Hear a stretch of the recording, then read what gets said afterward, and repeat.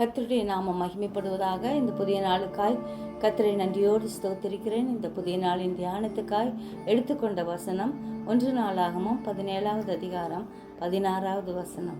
அப்பொழுது தாவீது ராஜா உட்பிரவேசித்து கர்த்தருடைய சமூகத்திலிருந்து, தேவனாகிய கர்த்தாவே, தேவரீர் என்னை இதுவரைக்கும் கொண்டு வந்ததற்கு நான் எம்மாத்திரம், என் வீடும் எம்மாத்திரம். தாவீதை குறித்து நாத்தான் தீர்க்கதரிசிக்கு சொன்ன வார்த்தைகளின்படியும் எல்லா தரிசனங்களின்படியும் சொன்னதை கர்த்தர் நிறைவேற்றினார். கர்த்தரால் தெரிந்து கொள்ளப்பட்ட கர்த்தருடைய வசனத்தின்படி நடக்கிற பிள்ளைகள் இவ்விதமாய் ஆசீர்வதிக்கப்படுவார்கள். என் நினைவுகள் உங்கள் நினைவுகள் அல்ல, உங்கள் வழிகள் என் வழிகளும் அல்லவென்று சொல்லுகிற ஆண்டவரை இறுக பற்றி கொள்ளுவோம். ஜீவ பாதையிலே நடப்போம்.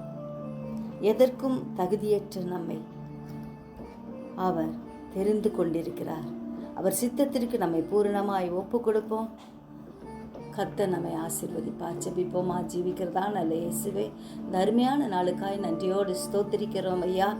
ஆண்டவரே, நீர் எங்கள் ஒவ்வொருவரையும் ஆசீர்வதிக்கிற தேவனாய் தெரிந்து கொண்ட கர்த்தராய் இருக்கிறபடியால் நன்றியோடு ஸ்தோத்திரிக்கிறோம். எங்களை ஆண்டவரே உம்முடைய கிருபையால் இடைகட்டுகிற தேவனாய் இருக்கிறபடியால் நன்றியோடு ஸ்தோத்திரிக்கிறோம் ஐயா. அநேக ஊழியர்களை அனுப்பி எங்களை தேற்றுகிற தேவனாய், ஆற்றுகிற தேவனாய், அரவணைக்கிற கர்த்தராய் இருக்கிறபடியால் நன்றி. அனைவரையும் ஆசீர்வதியும்.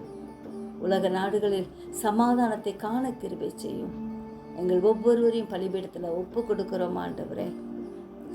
உமக்காய் ஆண்டவரே நாங்கள் ஜீவிக்க கிருபைதார். கிருபை மேல் கிருபை தந்த ஆசீர்வதியும். இயேசுவின் மூலம் ஜெபங்கேளும் பிதாவே, ஆமென்.